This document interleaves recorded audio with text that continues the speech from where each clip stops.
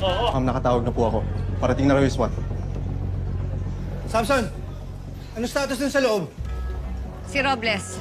Hinostage si Dizon, si Chief at si Bautista. Nabaril din si Bautista at si Chief. Kamusta sila? Ayon kay Robles, buhay pa. Pero sir, delikado yung tama ni Chief. Ano ba nangyayari kay Robles, Tonyo? Ba't siya nagkakaganito? Isa lang ang ibig sabihin yan. Nalaman na niya na alam na nating parte siya ng sindikato. Tama nga yung hinala ko, Bok. May nagmamasid sa atin doon. Ano daw ba kailangan ni Robles? Helicopter. Nagbigay siya ng deadline, 30 minutes kapag walang helicopter dito. Papatay siya ng isa sa mga hostage niya. Pero sir, nakatawag na po ako ng SWAT. Papunta na raw sila. Kaya kailangan, alibin muna natin si Robles habang wala pa dito yung SWAT. Akit kayo?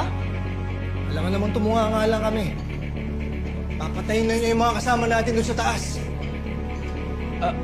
Bok, kung sabihin na lang natin sa kanya na padating na yung helicopter. Hindi maniniwala sa atin yun.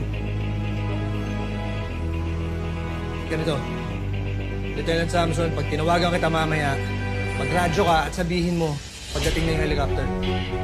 Sige. Tara, Bok!